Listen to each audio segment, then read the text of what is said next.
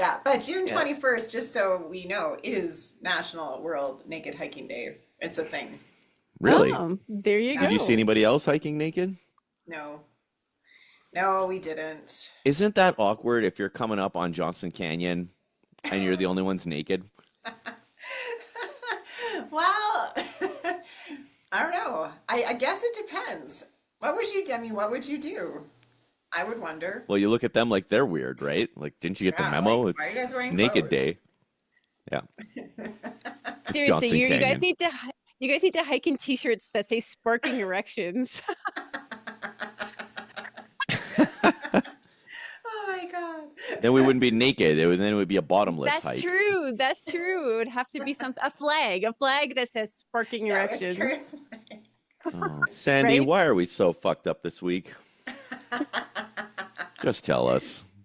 It's been a week.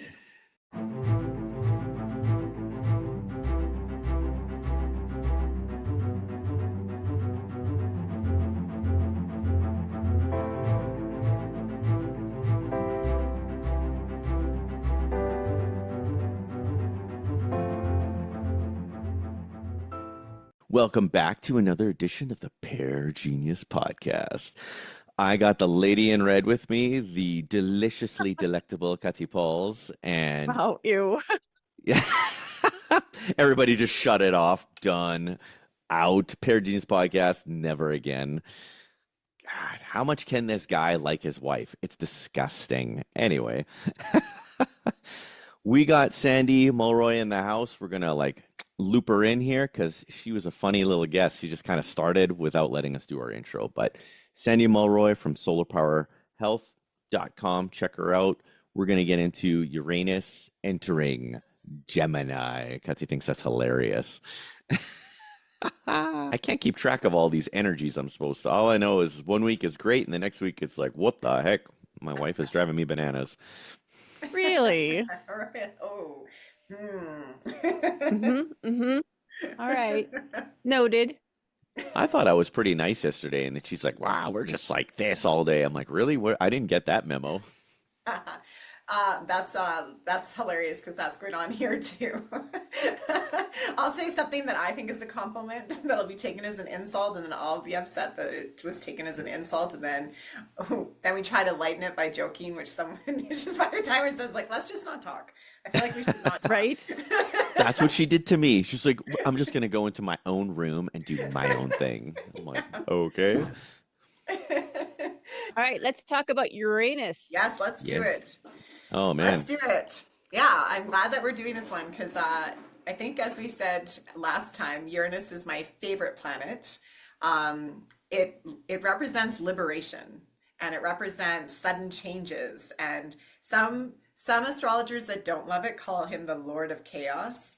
But for me, Uranus is all about just authenticity. If things aren't aligned, then he just blows it up. And I just feel like that's a really simple solution to things that aren't aligned. So Uranus also rules things like technology. Us being able to do this right now is a Uranus invention, and community, network, stuff like that. So the reason I'm excited about this transit is Uranus moving into Gemini, the sign that rules communication and thought processing and thinking. This is going to be, I mean, there's pros and cons, and I have them for both today, but the pros are awesome, I think. This is all up Do we in my realm. usually include the cons when we do these, or is this because he's Lord of Chaos? I think I usually do the pros because we've had some transits that automatically a lot of astrologers go to the negative. And so I felt like I really had to, like Saturn in Aries, I had to really push that in, and Neptune in Aries, and be like, it's not bad, it's good, it's good. And I guess with Uranus too, I'm not going to go into the cons but they're globally, this is here for 7 years. So there's going to be some great things that come from it, but just like anything, there's also some potential things that it can cause as well. And the people that'll feel it the most are the ones that have like strong, I'm just trying to think, any Gemini, Sagittarius, Virgo, or Pisces placements will feel this the most. Okay. And we're talking rising signs again, right? Yeah, when I go through what area of life it's going to affect each person, it's rising signs. But if you have a strong sun, moon, or rising in Sagittarius, Virgo, Pisces, or I'm missing one, Sagittarius, Gemini, Virgo, Pisces, then the reason you feel it more is astrology is just math. So it creates 90-degree angles with all of those signs, which means Uranus at some point in the next 7 years is going to square them, which causes just a little bit more of a pushing you out of a comfort zone feeling. I do have a request, Sandy. Yeah. On the next one of these that we just do all negative. Just like every single thing. Different astrology for that, because I'm the astrologer that fights all the negative astrologers. All right, so let's go about some pros. So Uranus, by the way, Uranus enters Gemini July 7th, but it's kind of how Pluto did it in Aquarius. It's going to jump in. It's going to stay there, I think, till September, and then it's going to come back out in retrograde. It's going to go retrograde for a little bit, and then so the official re-entrance is April 25th. So we're going to get like this several month teaser of the energy. It's going to pull back for a little bit, and then it's going to go in, and it's a 7-year cycle. So it's what we call subconscious, meaning it's not going to hit you in the face every day, but it's going to be working more behind the scenes. So tell me about the number 7, because it's July 7th, which is 7/7, and it's a 7-year cycle. So 7 is obviously a thing. Yeah. So it is and it isn't, because transits, we're saying it goes in the 7th, but they really, like, they come in and then they come out. So it's a gradual entrance. Some say the 8th, some say, to me, there's like a 3-day entrance. But yeah, 7 is a good one. And the 7-year cycle is also give or take. I think I wrote it down. It leaves August 3rd of 2033. By the way, 7 and 3 are my 2 favorite numbers. Go figure. Very cool. Yeah. Lucky number 7, right? Yeah. So the official energy starts kind of like with a spark, and that's what we're going to feel. Kind of like when Pluto went into Aquarius, we got this boom revelation. You know, there was this mass awakening with the corruption in the government and healthcare and all this other stuff. It was kind of what took us out of COVID. And then it went back, and then it came in, and now we're watching like the unfoiling of a lot of this stuff. So Uranus into Gemini is going to do kind of a similar thing, only not with so much of the Plutonian aspects of taking down for rebirth. This is more of like, let's make this authentic. And in Gemini, this is like going to be very it's going to accentuate the mind. So some of the because Gemini is all about the mental game, right? Gemini is the thinker of the zodiac. Okay. They are all about thinking, all about communication and teaching and sharing and so on. And again, with Uranus wanting innovation and liberation, you know, this is going to liberate minds, liberate words. And yeah, it's going to be cool. So we can expect like quantum leaps in communication. Like in very soon, we might even be able to like telepathically use tools to communicate. And yeah. What am I saying, Sandy? Pardon? I said, what am I saying right now?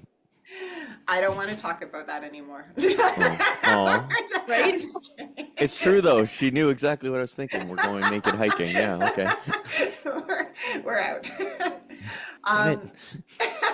Uranus is also collective. So think a lot of this as collective working. So it's like a radical awakening. So yeah, rewiring how we think.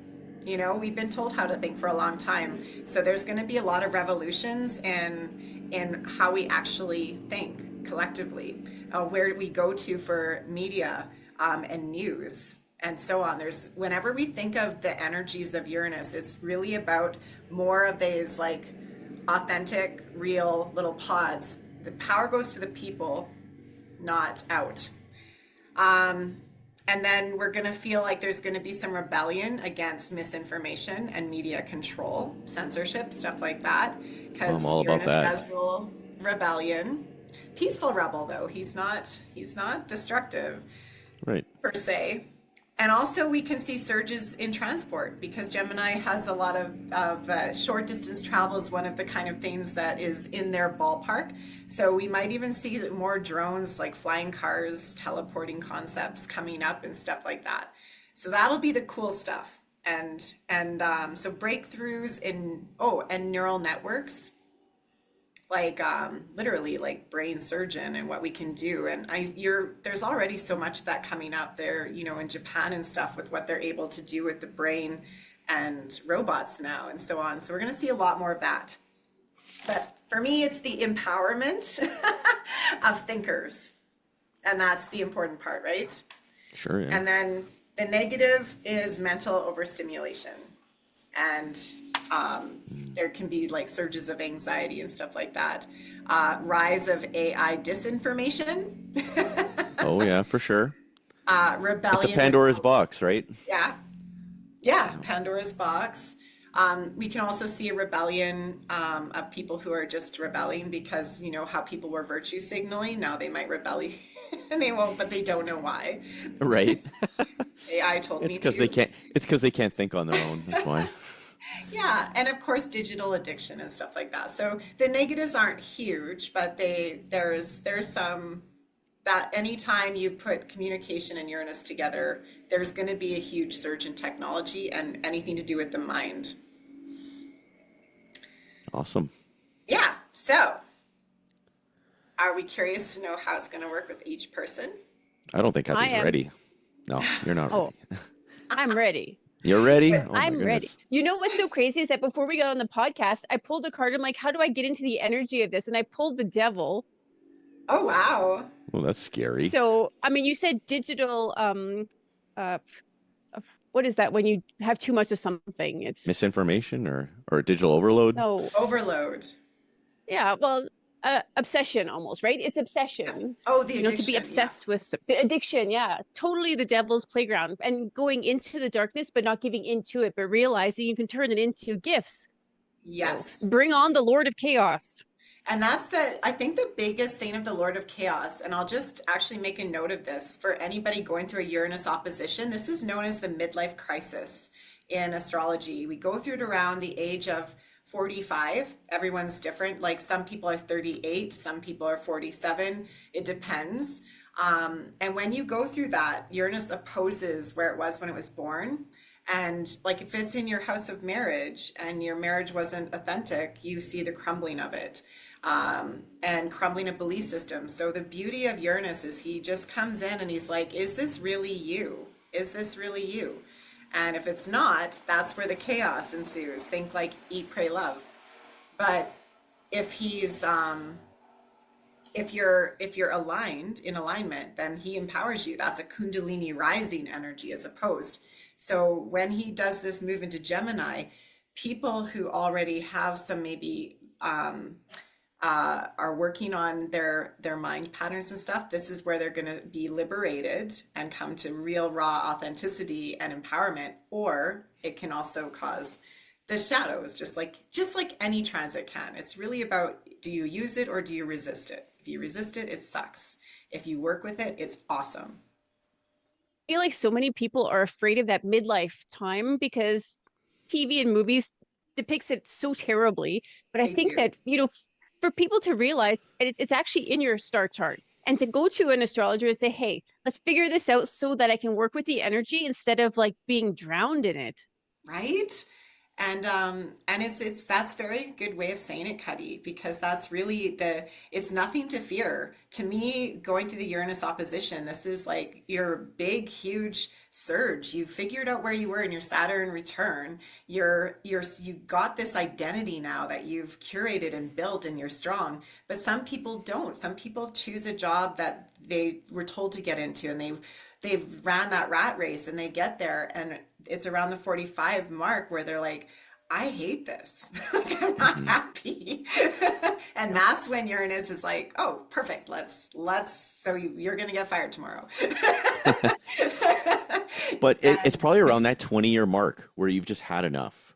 Like, Yeah. you're out of college, you've worked, you've done the rat race for 20 years, and you're exhausted, and you're still 20 years out from retirement if Yeah. everything's going well. So it is really kind of that halfway mark where you really Yes. have to piss, or what do they call that? Shit or get off the pot, right? Like Pretty much. you gotta do something or don't complain. And One or the other. anybody who is born with Uranus in Sagittarius, they're going to be going through their midlife crisis or Kundalini rising, their choice, this 7-year cycle. And the way it really comes in is it comes in slower. Again, when you're at that exact degree, which of course is what I can do as an astrologer, show them the exact dates. That's where it'll be the most intense. But to work with it, he's not a hard planet. It's just a very simple question. Are you living in alignment? Because if you're in a marriage that you don't, it's run its course, it's not there. Or if you're in a job that's run its course, or if you are stuck in a belief system that is just holding you back, like these are the places where he's going to come in. I would say Wow, for the be an last 2 or empowered 3 thinker. weeks. I would say for the last 2 or 3 weeks, that has been me and Kati's theme is, are we in alignment? Are we Yeah. doing the things that are going to get us to the thing that we want to get to? Yeah. And I think that's really important because authenticity and alignment, that is, nothing can move forward without it. It can't. And Uranus knows that. So he's like the button. The nuke All right. button. So we'll go through the rising sign and then we can see how it's going to affect each person. If anyone is listening that has their Sagittarius Uranus or wants to know when their midlife crisis is, this is something I can look up really quickly for them. And they can also look it up on even a planet calculator just to see, because those dates are important. And knowing the house is the important part, because that's where you can see where in your life is it going to come. Because sometimes it's in the subconscious and you might not even know what's happening until you look at it. Wow. But right now we're talking about Uranus going into Gemini. So where is the communication and mind liberation activation going to be? So we'll start with Aries rising signs and we'll go through the whole zodiac. And just, we said this last one, so I just want to say it again, because you said that, Alex, is that a lot of them feel like they feel right for you at the moment. So even though I'm telling everybody where it's going to happen in the next 7 years for them, if something, I mean, you can take this reading if you're listening to it and use it now as well. You don't have to have that rising sign. Perfect. All right, so if you have an Aries rising, this is going to take place in the 3rd house, which is the house of how we think and learn. So all of a sudden there might be this new course that wants to be taken, or this new mindset where they literally are like, you know what, I'm going to stop thinking this way. I'm going to start thinking this way. They might have sudden changes with siblings. Or even in their community, like something's put up instantly and it causes like this ripple effect of where they're gonna go next. But oftentimes this is really about where the mind gets activated and there's like this thirst that comes in. If you have a Taurus rising, this is going to be radical shifts in income and how they value things in general. So this can be like, I'm selling everything and going away, mass, or minor, like, why am I so attached to this? I don't see the purpose anymore. Or, That was my midlife crisis. Yeah. When I was 38. Technically, Uranus moving into Gemini, we're all having a little tiny mental midlife empowerment. I don't like that word, crisis. Empowerment is better. Empowerment. Sorry, this is for the 2nd house, right? Yeah, 2nd house. So 2nd house is Taurus rising, and actually mind liberation is the best. So this is new ways for them to work with maybe finances, to bring in an income, or maybe it's a way to be like, let's simplify. Why am I in this place where I've got so many things and none of them bring me joy? So all these things can be the process that they're going to go through. Gemini rising, this is going to take place in their first house. So it's going to be their actual identity that gets like this liberation. Like, why have I been trying so hard to be this version of myself when I'm this? And sometimes you see radical transformation with anyone who has first house anything. So they might actually physically change, like start to transform, not just because of how they're thinking, but also like what they want to represent. And sometimes this can come with even physical symptoms, just like weird, like growing pains, like actual physical little twinges, and that actually are from the mind, though, in a weird way, if that makes sense. Oof. Can you imagine having those like physical symptoms and not knowing that energetically it's okay, you're going to be okay? And then they run to the doctor and now all of a sudden I have cancer. Like, oh my God, know your Right? charts, people. Yeah. Oh, I don't have Parkinson's. I'm just twitching a little. I'm just twitching. Well, and this is hilarious because this is where I have mine, and I have been having the weirdest symptoms. And I was born with Uranus in my sixth house of health, so I've been an enigma to many a doctor with crazy Boy. symptoms that come and go. Because that's how Uranus works. It's always out of the box. Nobody can figure it out. Interesting. But yeah, Kati, that's first house people. It could be very physical. And so Wow. they could feel things like anxiety or numbness or jerks and jolts and stuff. And it's usually because there's literally a part of them that they're trying to portray that isn't in alignment. Cancer risings. This is going to be in the 12th house of the subconscious. So being really aware of old habits that might come back, but also being able to use this as a way to actually liberate yourself from generational traumas or past life traumas or even childhood things that we've developed. So this is like this freedom from I guess just the subconscious, but those, that block. Apparently the subconscious rules 90% of what we do. I believe that. Right? So this is a big playground for Cancer risings. But this also could bring sudden endings.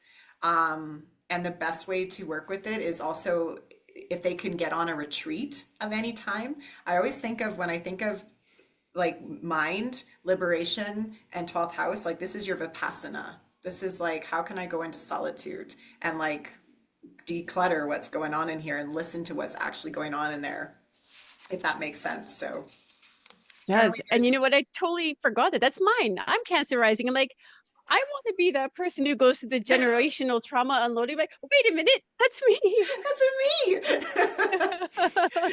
Yeah, like that's going to definitely be big for you then. So as much solitude and kind of places you can get to like be like, what is happening behind here?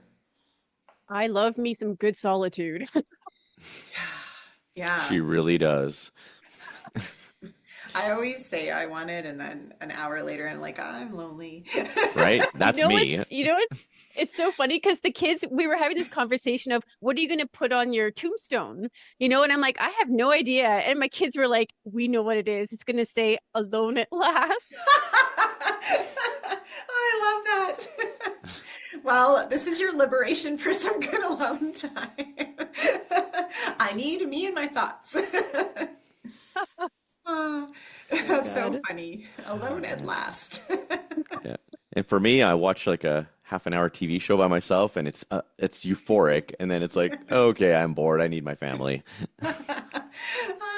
That's so funny. Yeah, that's me. I take an alone day every now and then I'm like, I wonder what the world's doing since I've been gone. Right?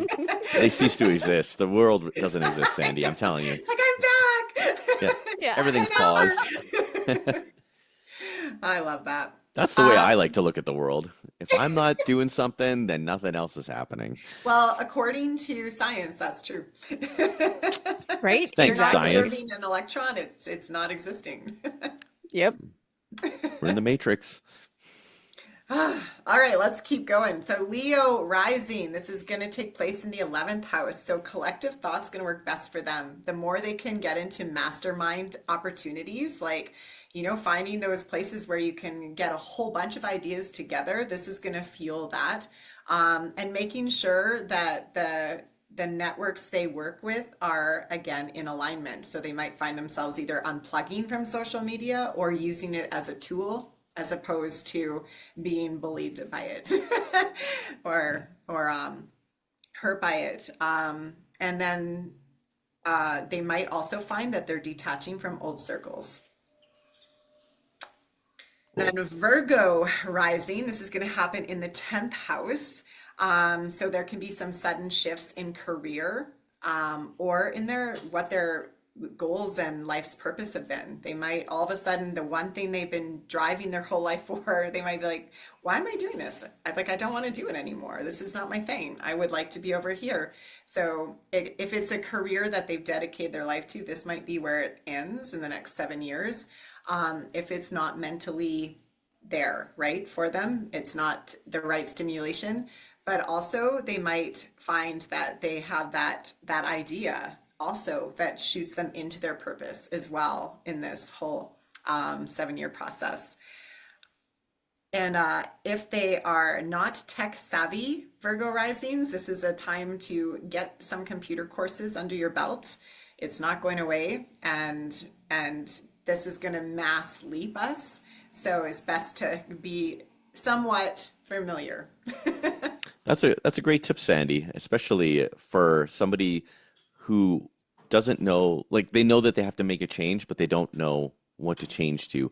This is a good little Easter egg or breadcrumb that, oh, maybe I should start getting a little bit more savvy with these. Yeah. Even with AI really isn't that scary. And Kati and I have been talking about it, that once you understand it and learn it, it's just like anything. Once you understand it and learn it, it's way less terrifying. Well, I mean, and but the it's going AI to, we have right now isn't even actual AI, it's mass information gathering. Right. yeah, and it's going to force you to really know yourself, because if you're prompting AI from a place of confusion, the output is going to be very muddied. Yes, I 100% agree. There's so much benefits to it, but if anything, I think it's going to make us have to use our minds more, Yes. And it's very, like what you just said, it's very obvious when somebody's lazily using it, but it's very, very powerful if you already have a voice and what you want to put out there. And then I think it's a great tool. So I love that you guys are talking about that. I'm an advocate of AI, and a lot of people in my field do not see eye to eye on that. That's their problem. We're perfect. That's all I know. Right, exactly. Everything's a tool. It depends how you use it. Yep. Exactly. So yeah, we did Virgo rising. So we are at Libra rising next. So Uranus is going to take place in the 9th house.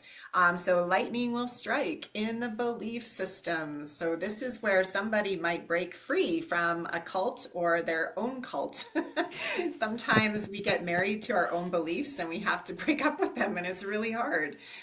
So this is usually those times where we're like, wait a minute, like, why do I feel so strongly about that? Because it's not actually who I am.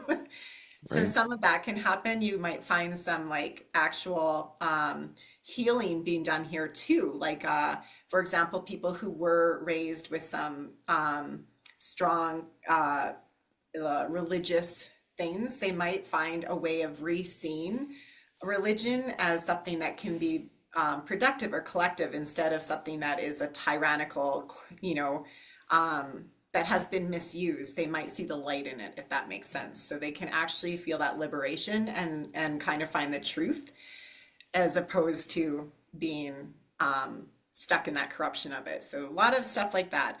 Also, if they're a Libra rising, this would be the perfect time to plan a trip by throwing a dart at a map. And go Fun. wherever the dart ends. Hide somewhere away from your cult, get a fresh start. Libra, you are doing the right thing this month and Yeah. for the next 7 years. Yes. That's fascinating, though. I think that's amazing that there's, but I think that makes sense as far as midlife changes is to kind of wake up, open your eyes, and see things differently, and realize, oh, that isn't me. That is a collective going this direction, and that's actually not what I want for myself. I love But it's a very powerful thing, right?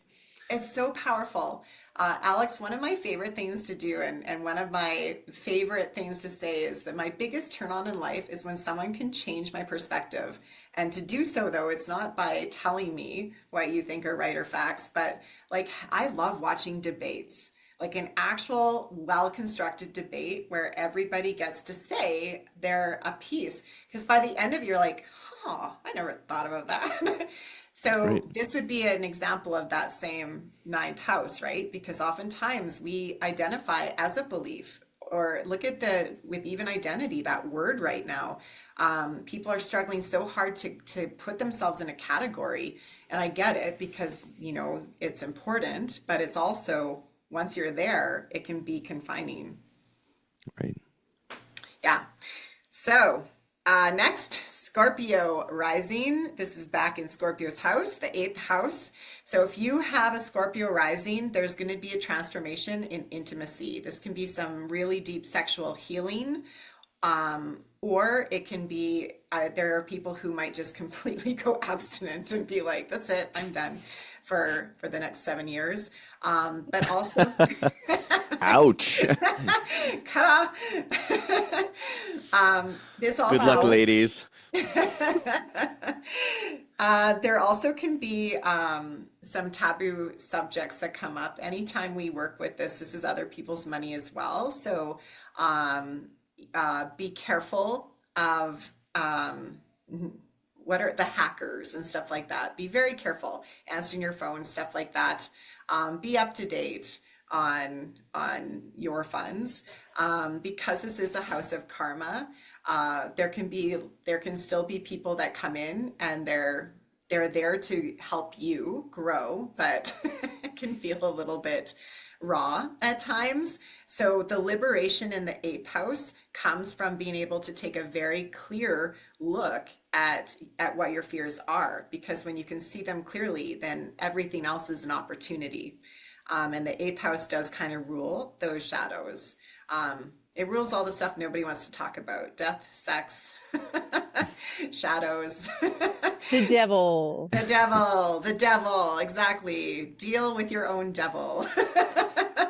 I'm gonna If you have I'm the gonna say Scorpio something a rising. little controversial here, and Oh, for the graphic, I want it to be a camel walking through the desert, because women are amazing sex camels. They can go long periods of time without needing anything. Where I think you know what? I'm taking offense because I'm your one and only, so everybody knows who you're getting the experience from. Mhm, mhm. I'm the sex camel. I'm actually There's taking a it from everybody. reason that camels hoard water, because we wait for the perfect opportunity to get water, and it's got to be good. In my own defense and my wife's own defense, this is actually from Everybody Loves Raymond, where they go 26 days and he is struggling, and she's just like, meh, whatever, it's all good. Oh, and and not actually from our own. Well, I mean, my wife can be a sex camel, and not even, and then there's me. I'm just like losing my mind. It's just unreal.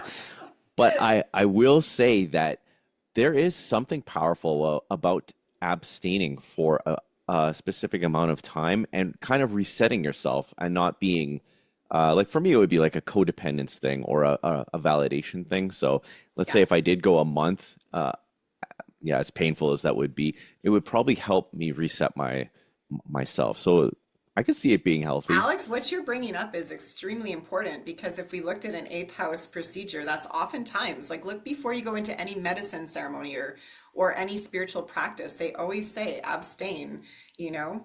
And when you do have sex, you are sharing energy.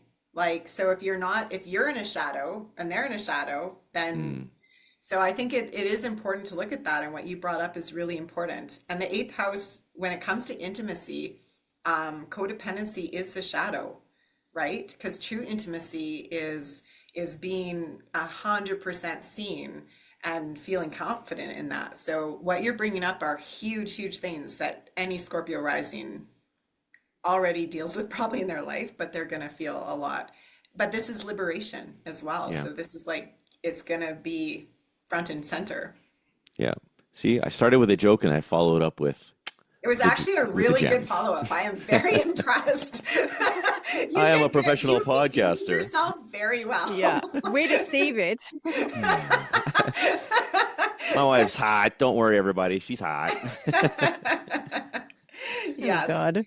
And the last thing I'll say with Scorpio rising is because it's eighth house, and it's Uranus and Gemini, they're to trust their psychic insights because they're going to be activated strongly. Sagittarius rising. Oh, this is going to be hard. If you have a Sagittarius rising, this is relationships. This is where we talked about this a little bit before. Is your relationships aligned? So you may feel this in your marriage if there's not a mental cohesiveness or any relationships, because it's not just the house of relationships, it's also the house of mirrors. So you will literally be mirrored back to you. Whatever it is that you need to liberate your mind from. So think of that lightning striking, but it's going to come in through others, the door of others. And if you are in a relationship or in the next 7 years you meet someone, this is where those opportunities lie. But if you are struggling in a relationship right now, this will probably be something that will heighten it, but in a good way, because when your mind and your mouth can start to work together, that means you can actually speak your truth, and that can, well, help you get alignment and maybe solve the marriage, solve the relationship, or show its true colors. That's a Right? Who fascinating wants to be one. stuck in a relationship where it's not serving? And how many of us are actually scared to take that step? Now, if lightning is striking, we're taking the step. We're taking the step. We're taking the step. And I think that's, again, why I love Uranus so much, because he's like, I'm the rip the Band-Aid off kind of person. It's just how I like to do anything. Some people go on like 8-month cleanses. I do combo. Like, what's going to do it in 20 minutes? And I feel like when it comes to Uranus, that's kind of the energy. It's like, why are we bullshitting? Like, let's just... But he does it with a sense of humor. It's like, you're not going to see me coming. It's just going to... That's funny. I feel like anybody with communication problems or like throat chakra problems could relate to something like this. Yes. Like knowing Kati as long as I have, she has all these big emotions and this fire, and it's so many times it gets trapped and she can't say or articulate the things that she's feeling. So I could totally see many people not suffering, but being inhibited by this and it being extremely frustrating. Well, and I think that's really important. And let's look at Kati. If you don't mind, Kati. Oh, yes. Scorpio sun, Cancer rising. So Scorpio is the master of having the most intense emotions in the zodiac, but they always keep it under veil, because the truth is if they did let them out, most people wouldn't know how to hold space for that. Most people wouldn't, because we can't imagine the intensity. And then a Cancer rising, which gives her even more empathy and the ability to connect with all these other emotions, like that is going to be that's a throat chakra thing right there. But the beauty is finding those ways to use those emotions as a superpower, which for her they are. I mean, you creating people's brands, you don't even need to talk to them half the time. They sit in front of you, you're like, oh, I know who you are. I can see you. I love the way Sandy always subtly puts me on a pedestal as the only one that's able to hold this space for this incredible Scorpio. This guy. I will say I love me a good Virgo. You did well. You I'm guys happy. did well. It's funny how our puzzle pieces like fit, and I don't know, it's just meant to be. So it's really cool that we get to live this life, and then Sandy kind of points these things out, and it's like, yeah, here it is, best husband award trophy. Boop, boop. Yeah, but you guys have both done the work. I do a lot of couples charts, and sometimes it's funny because like they want me to tell them why the other person's wrong. I'm like, well, this is not going to work. Like, I don't need What to is look at your wrong with chart. her? I just know this is not going to work. In my defense, Sandy, 25-year-old version of me coming to see you, it's like, who is this crazy bitch I'm with? Seriously, like what am I doing? Should I run? Should I run screaming? How does she know these things? I just want to sleep in on a Saturday. And she gets out of bed and she starts slamming the cabinets until I finally come down, and then we got to paint the whole house because she's bored. Oh God. I survived. I survived the tough years. You did well. The tough years, you have no idea what's coming. Yeah. Oh, Lord. Oh, Sandy, I'm coming camping this weekend with you. Clothes are a thing at this one. There's children just like. Oh, man. All right. Yeah. So Sagittarius rising, seventh house. So really watch relationships. And this could also call in some really eccentric relationships. So there might be like these people that come into your life and you don't even know how to explain them, but they whirlwind in, whirlwind out. And even in that little short time, they've changed something. So also those kind of things, but it's going to come in through that. And Capricorn rising, this is really important. And this is you, right, Alex? Yeah. This is This me, is the your most house important of one. health. So, radical shifts in your actual day-to-day life, but also possibly in your health. And that doesn't mean it's going to just dive down or up. I'm hoping it's going to go up. It will, of course, go up, but your mind is directly connected to your body. And so remember that as you, and anybody who's Capricorn rising, because Uranus in the house of health can sometimes come in as symptoms or as like these weird little glitches in your matrix. And the truth is it's usually a block or a mind something there. So other ways that it might radically shift is somebody who has a Capricorn rising that's in too much service. They're just like always, they might just all of a sudden that's their liberation is, wait a minute, like why am I constantly feeling this need to be validated by helping when I'm like, you know, so all of those apply. But if it's in the house of the sixth house, like Uranus can strike some lightning when it comes to your health or your day-to-day life. Another way this could happen is things just start glitching out. Like literally, like you make a plan and it completely stops. You know, like their change of plans. If your change of plans start to happen in your day-to-day life, that is Uranus 100% aligning your schedule. So I didn't tell Kati this yesterday, but I had a moment. I went into the bathroom and I closed the door, and I'm just about to start going to the bathroom without giving all the details here. But all of a sudden, I totally glitched. Like my mind, I started like hearing this high-pitched thing in my ear, and then I heard a bizarre sound, like it wasn't coming from our house, like it was coming from somewhere else. And I just had to like shake my head and like mess with my ear. I'm like, what is, like I totally glitched yesterday. It's weird. Wow. So it's wild that you're saying that, because it totally happened to me, and that has So never pay happened to attention to me. those, because if they happen more and more, notice what's going on at that time, whether what you're thinking or what you've just taken in. Because remember, this is Uranus and Gemini, so it is going to be a lot of our mental and our vocal ways, but this is in your house of health, so it will come through little things like that. Hmm. And Yeah. I can always talk to you about this because again, I was born with Uranus in the sixth house, so this is those little glitches and things. I'm used to them now. I But don't go running to the hospital every time. right. I'm not used to it, and all of a sudden it was, like I said, something very, very bizarre, and I'm like, oh, the first thing is like, Kati's gonna think I'm crazy if I tell her this. Really? No, Come on. I really feel like that's not the case. No. I didn't want to make a big deal about it, but I figured, oh, hey, I'll just save it for the podcast, make it all Save it, juicy. yeah. Well, Yeah. it's very fitting. It is extremely fitting for Capricorn rising, having Uranus moving into Gemini.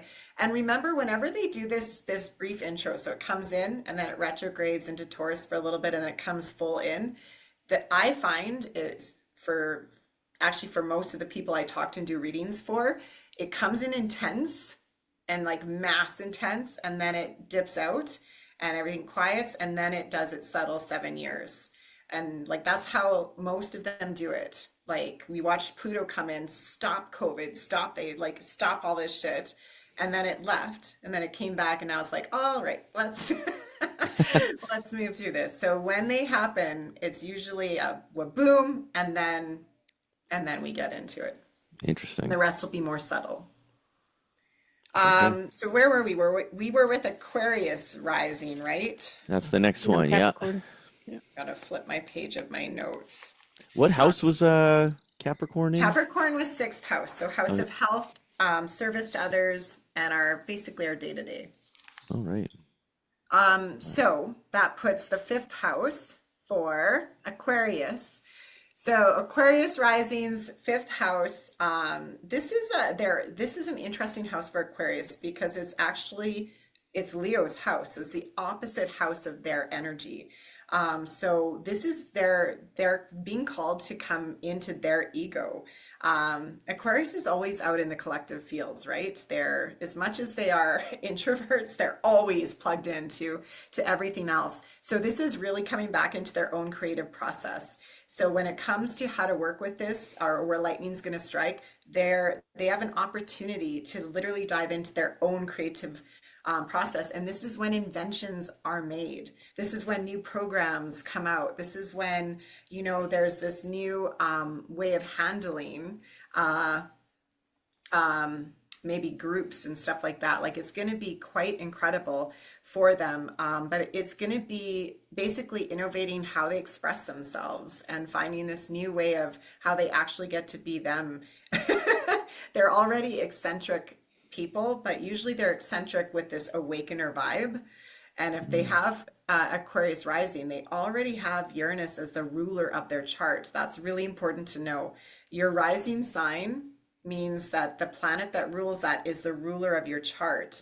So like Kati, your whole chart's ruled by the moon, and Alex, your whole chart's ruled by Saturn. That's your chart ruler.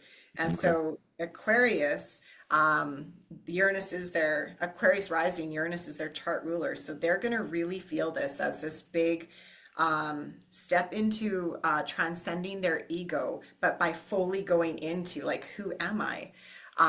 So a lot of them are going to want to like play is going to be their field. They're going to be more performance driven. They're going to be more inner child driven, and they're going to find this like that's their new playground. So I call it fun for them. Yeah, That's the awesome one. The fifth house is where everybody wants to have things to work because we just need way more of it in our lives. I want to steal a couple of those. You know what was super awesome that I didn't really realize, even though I kind of know, but you reminded me that you have a ruling planet for your entire chart. So me being this crazy emotional Scorpio, and then my ruling planet is the moon, like, dear, you are fucked. And knowing your ruling planet, it speaks a lot for medicinal things, strong things, like, so your ruling planet is important because and if you think about it, you and Alex are perfectly, because the moon and Saturn are very, very different energies, but Saturn can hold structure, right? and provide the path, and the moon kind of needs that because it's very feminine. So I didn't know that mine like was the Saturn. medicine. Yes. I didn't know that. Did you? I didn't realize it for you. No. Sandy Sandy, knew, what's of yours? course. What's yours, Sandy? Mercury. Oh, I was going to guess the sun for you, but Mercury. I do That's love cool. the sun. That's why it's solar power health. No, I have a Gemini rising, so Mercury is my chart ruler, which is why I never ever stop talking or thinking. I was going to say, that's why you're always in retrograde, you wild animal. I was born in Mercury retrograde, Well, if you One of if the you rare look at people that if you look I'm at fine. Mercury's chart, it's one of the planets that does a more of a spirograph, right? Yes. The further you go out, the less spirograph it is, right? Yes, Mercury goes into 3 retrogrades a year. And the reason it is so effectively like screws us all up is because it is the mind, right? It's all about how we think. So when it goes backwards, our communication, everything goes backwards, except for the people who are born in Mercury retrograde. And I think it is going in retrograde next week. I think. Can't remember now. It's always Bring going it. in That's retrograde. Mercury. We'll just have to go into the woods for that day. That week. 3 weeks. 3 weeks. Oh 3 boy. weeks. It's gonna... Three. I'm not 3 that good at weeks, camping. Mercury. And the last one, Pisces rising. So if anybody has a Pisces rising, it happens in the fourth house. So this is liberation from perhaps family, where sometimes you felt like sometimes family comes first and sometimes family comes first, but it's not healthy. So this could be liberation from that, liberation from generational blueprints, that are still running, or ancestral cycles. It can also be getting a new family member out of nowhere, all of a sudden there's an adoption or a new roommate, or I don't know, but there's those kind of things. God, I hope it's a cat. Right. And the other thing too is when we talk of the fourth house, this is also a water house. So as much as we talk about family and the home ambiance, because this is Gemini energy, what we're going to see is potential healthy rifts in families, or maybe reparations. But also when it comes to dealing with your own childhood, this could be the time where you actually, the forgiveness starts to become available, or the actual resurgence of, hey, wait a minute, maybe there's some stuff in here that I need to deal with. It could be either. One of the funniest things ever said to me, I've been working very closely with my friend Yulia, who's a hypnotherapist. And when I went to her, I did the classic, oh, I had a great childhood. And she's like, that's a red flag. And I'm like, but I did. I loved my childhood. But when we think about that, it's a place of ego, like we're defending something. And if you look at it, just being a child is hard. Being a human child is hard. Growing up is hard. Yeah. Everyone has these patterns that they need to take a look at. So I would encourage anyone who has a Pisces rising to, if you had a great childhood, to go talk to your hypnotherapist. Amazing. We'll be sending our poor scarred children there. God almighty. Listening to them bitch and moan about how terrible their lives are, I'm like, geez, Aloo. We survived garden hose water. Come on, man. I liked garden hose water. Me too. Right? We survived the sun. We were fine. I still survived the sun. Right? The sun is good. That's the biggest scam ever, Sandy, is them telling us that the sun is bad. Don't even get me started. And then you put all the chemicals on your skin and you're like, I don't know why the sun gave me cancer. What's going on? Anyway, that's a... You and I could talk a long time on that one, I'm sure. And I think we'd agree on everything. Right? Oh my goodness. The sun's been here longer than us, and here we go. We it's also bad. would last all of how long without it? Right? It's a necessity. The sun and the moon. Can you imagine people in Africa buying sunscreen? Forget about it. Not happening. Yeah, no. And sorry, I took us on a detour here. Yeah, I'm like, but that's, we need to have like a podcast of just our conspiracies and just like get to like lay them all out there. Potpourri. Yeah, that's for the two of you. That would be a fun one. Yeah, I'm in. She loves conspiracies too. Don't worry. I have a love-hate. I don't adhere to any of them, but I really love wormholes, so I'll go down it. But if it's not a pleasant place to be, then I just toss it out. I like good conspiracy theories. Like advocating for the sun. Right. I like conspiracies when they lead to self-empowerment. Yes. When it leads to oh my God, nothing I do matters, everything is going to hell, that's not healthy. But when you can look at things in an empowering way, now we're on the right track because like 100% you are the agree. star of the show. Like really, you are the main character. And yes, this thing is playing out in front of you, but you can still interact and push back against the world and make a difference. I think I agree with you very much on that term. We create our own reality. So if you don't like it, then talk to the creator. Yep. Exactly. Exactly. See? Part 6 coming up with Sandy. I'm liking that one already. I love the range of topics they go through. Right. For sure. Man, we survived your lawnmower. We survived your husband doing all sorts of things. Another great episode. I need to get like actual microphones like you guys. I think that your mic was better this time than it's ever been. It's just that your background was a little bit goofy, I but know. I was, you know what? I'm going to admit it here. I was a little bit skeptical about the whole Uranus going into Gemini thing, but I found a lot of them very intriguing, and I have a newfound respect for it. I came in kind of closed-minded, but after hearing it, I'm like, wow, this is it's really it's a really important thing for people in the, like you said, 35 to 50 year range Yeah. to know this and to know you're not crazy, to know that these kinds of things happen for a reason. It's almost you're trying to get back in touch with yourself after going through, school and college and thinking that you know everything and you're going to do the right thing. And you get to this point in your life, it's like, holy shit, I put the ladder on the wrong building and I climbed the Right. wrong corporate ladder. And it's okay. Like, you don't have to jump off the building. You just climb back No. down the ladder and move it to a different building and start climbing again. It'll be Oh, fine. that's really well said. Oh, thank you. I just made that Um, up.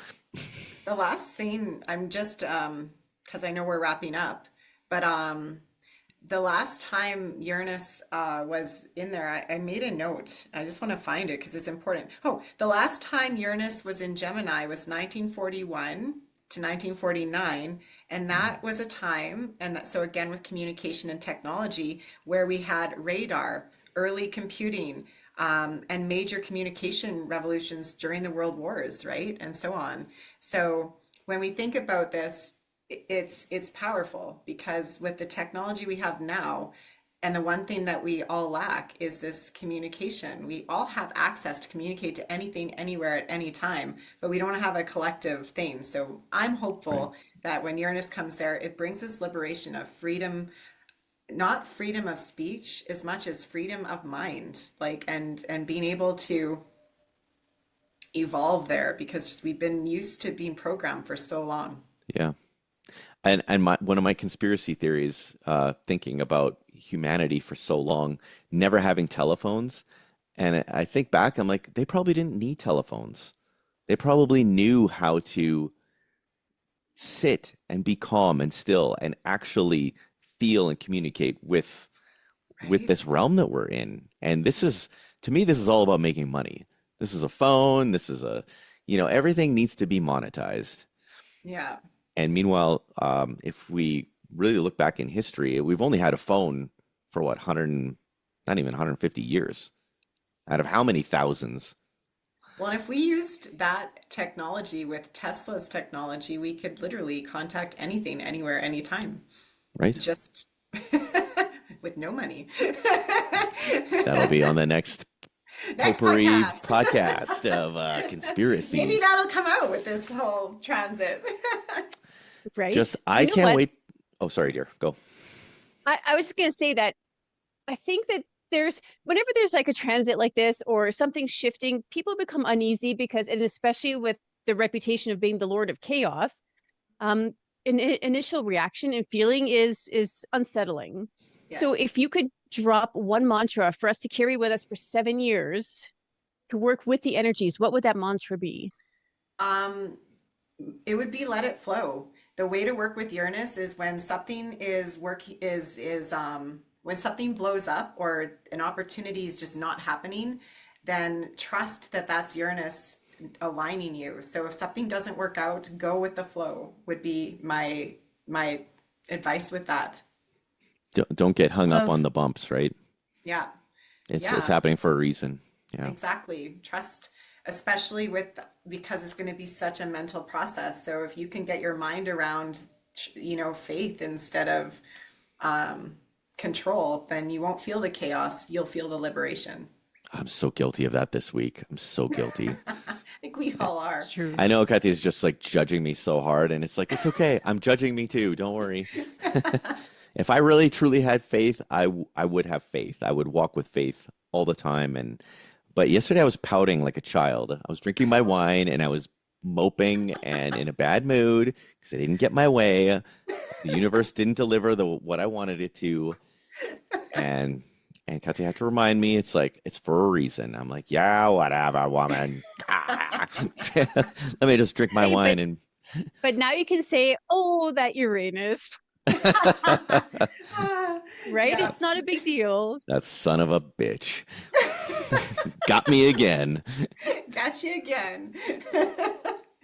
Oh, man. Yeah, there's an excellent book by Carolyn Casey that tells you how to use the planets as your tools, and one of them with the Lord of Liberation or the Lord of Chaos. That's having the faith that if something is radically changing in front of you, then that's a good thing, not a bad thing.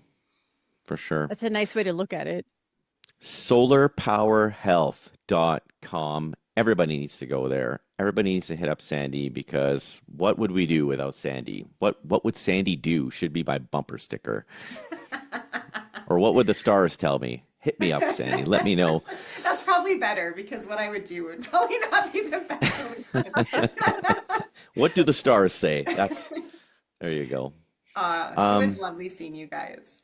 Yeah, thanks so much for joining us. And, it's always a pleasure to have you on, and we're going to see you again on the next special edition with you. And, I can't wait for this one to come out. And I just want to remind everybody to keep living your genius. I keep getting in trouble for not saying that, but not this time. We're going to see you guys on the next episode. Peace.